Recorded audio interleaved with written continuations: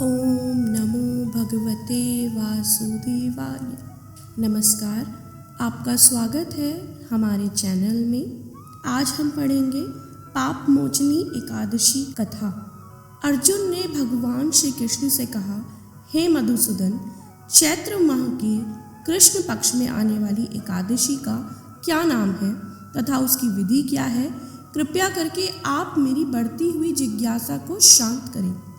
भगवान श्री कृष्ण ने कहा, हे अर्जुन, चैत्र मास के कृष्ण पक्ष की एकादशी को पाप मोचनी एकादशी के नाम से जाना जाता है। एक बार की बात है, पृथ्वीपति राजा मांधाता ने लोमेश ऋषि से यही प्रश्न किया था जो तुमने मुझसे किया है। अतः जो कुछ भी ऋषि लोमेश ने राजा को बतलाया वही मैं तुमसे कह रहा हूँ।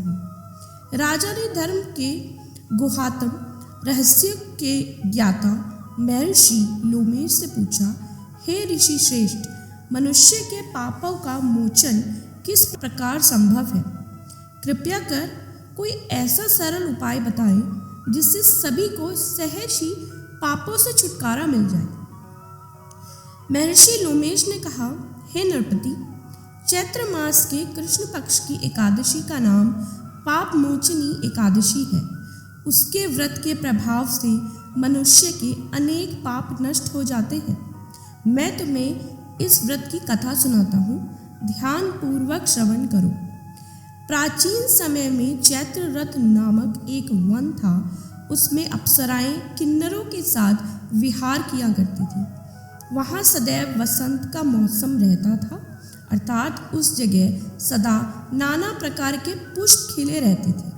कभी गंधर्व कन्याएं विहार किया करती थी, कभी देवेंद्र अन्य देवताओं के साथ क्रीड़ा किया करते थे।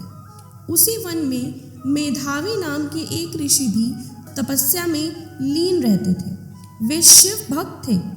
एक दिन मंजुघोषा नामक एक अप्सरा ने उनको मोहित कर उनकी निकटता का लाभ उठाने की चेष्टा की। इसलिए कुछ दूरी पर बैठ वीणा बजाकर मधुर स्वर में गाने लगी। उसी समय शिव भक्त महर्षि मेधावी को कामदेव भी जीतने का प्रयास करने लगे। कामदेव ने उस सुंदर अप्सरा के भ्रू का धनुष उठाया, कटाक्ष को उसकी प्रत्यंचा बनाई और उसके नेत्रों से मंजुघोषा अप्सरा का सेनापति बनाया। इस तरह कामदेव अपने शत्रु भक्त को जीतने को तैयार हुआ। उस समय ऋषि मेधावी भी युवावस्था में थे और काफी हष्टपुष्ट थे। उन्होंने यज्ञोपवीत तथा दंड धारण कर रखा था। वे दूसरे कामदेव के समान प्रतीत हो रहे थे। उस मुनि को देखकर कामदेव के वश में हुई मंजुघोषा ने धीरे धीरे मधुर वाणी से वाणी पर गायन शुरू किया तो महर्षि मेधावी भी मंजुघोषा के मधुर गाने पर और उसके सौंदर्य पर मोहित हो गए। वह अप्सरा मेधावी मुनि को कामदेव से पीड़ित जानकर उनसे आलिंगन करने लगी। महर्षि मेधावी उसके सौंदर्य पर मोहित होकर शिव रहस्य को भूल गए और काम के वशीभूत होकर उसके साथ रमण करने लगे। काम के वशीभूत होने के कारण मुनि को उस समय दिन रात का कुछ भी ज्ञान न रहा और काफी समय तक वे रमण करते रहे। तदुपरांत मंजुघोषा उस मुनि से बोली, हे ऋषिवर, अब मुझे बहुत समय हो गया है, अतः स्वर्ग जाने की आज्ञा दीजिए। अप्सरा की बात सुनकर ऋषि ने कहा, हे मोहिनी, संध्या की तो आई हो, प्रातःकाल होने पर चली जाना। ऋषि के ऐसे वचनों को सुनकर अप्सरा उनके साथ रमण करने लगी। इसी प्रकार दोनों ने साथ साथ बहुत समय बिताया। मंजुघोषा ने एक दिन ऋषि से कहा, हे विप्र, अब आप मुझे स्वर्ग जाने की आज्ञा दीजिए। मुनि ने इस बार भी वही कहा, हे रूपसी, अभी ज़्यादा समय व्यतीत नहीं हुआ है, कुछ समय और ठहरो। मुनि की बात सुनकर अप्सरा ने कहा, हे ऋषिवर, आपकी रात तो बहुत लंबी है, आप स्वयं ही सोचिए, मुझे आपके पास आए कितना समय हो गया, अब और ज़्यादा समय तक ठहरना उचित नहीं है। अप्सरा की बात सुन मुनि को समय का बोध हुआ और वह गंभीरता पूर्वक विचार करने लगे। जब उन्हें समय का ज्ञान हुआ तो उन्हें रमण करते 57 वर्ष व्यतीत हो चुके थे। उस अप्सरा को वह काल का रूप समझने लगे। इतना ज़्यादा समय भोग विलास में व्यर्थ चला जाने पर उन्हें बड़ा क्रोध आया। अब वह भयंकर क्रोध में जलते हुए उस तप नाश करने वाली अप्सरा की तरह भ्रकुटी तानकर देखने लगे। क्रोध में उनके अंदर अधर कांपने लगे और इंद्रियां बेकाबू होने लगी। क्रोध में थरथराते स्वर में मुनि ने उस अप्सरा से कहा, मेरे तप को नष्ट करने वाली दुष्टा, तू महापापिन और बहुत ही दुराचारिणी है। तुझ पर धिक्कार है। अब तू मेरे श्राप से पिशाचिनी बन जा। वह अप्सरा पिशाचिनी बन गई। यह देख वह व्यथित होकर बोली, हे ऋषिवर, अब मुझ पर क्रोध त्याग कर प्रसन्न होइए और कृपा करके बताइए इस शाप का निवारण किस प्रकार होगा। विद्वानों ने कहा है, साधुओं की संगत अच्छा फल देने वाली होती है और आपके साथ तो मेरे बहुत वर्ष व्यतीत हुए हैं। अतः अब मुझ पर प्रसन्न हो जाइए, अन्यथा लोग कहेंगे कि पुण्य आत्मा के साथ रहने पर मंजू घोषा को पिशाचिनी बनना पड़ा। मंजू घोषा की बात सुनकर मुनि को अपने क्रोध पर अत्यंत ग्लानि हुई, साथ ही अपनी अपकीर्ति का भय भी हुआ।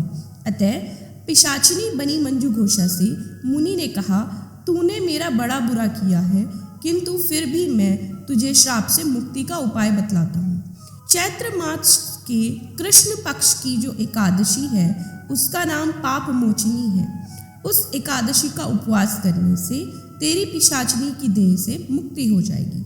ऐसा कहकर मुनि ने उसको व्रत का सब विधान समझाया। फिर अपने पापों का प्रायश्चित करने के लिए वे अपने पिता च्यवन ऋषि के पास गए। च्यवन ऋषि ने अपने पुत्र मेधावी को देखकर कहा, हे पुत्र, ऐसा क्या किया तूने कि तेरे सारे तप नष्ट हो गए, जिससे तुम्हारा समस्त तेज मलिन हो गया। मेधावी मुनि ने लज्जा से अपना सिर झुकाकर कहा, पिताश्री, मैंने एक अप्सरा से रमण करके बहुत बड़ा पाप किया है। इसी पाप के कारण संभवतः मेरा सारा तेज और मेरे सारे तप नष्ट हो गए। कृपया करके आप पाप से छूटने का उपाय बतलाएं। ऋषि ने कहा, हे पुत्र, तुम चैत्र माह के कृष्ण पक्ष की पाप मोचनी एकादशी का विधि तथा भक्ति पूर्वक उपवास करो। इससे तुम्हारे सभी पाप नष्ट हो जाएंगे। अपने पिता च्यवन ऋषि के वचनों को सुनकर मेधावी मुनि ने पाप मोचनी एकादशी का विधि पूर्वक व्रत किया। उसके प्रभाव से उनके सभी पाप नष्ट हो गए।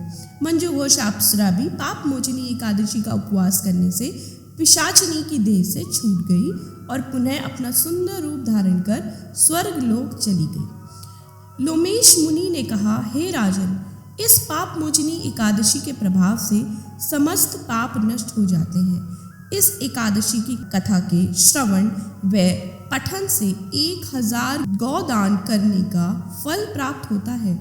इस उपवास के करने से ब्रह्म हत्या करने वाले, स्वर्ग चुराने वाले, मद्यपान करने वाले, अगम्यागमन करने वाले आदि भयंकर पाप भी नष्ट हो जाते हैं।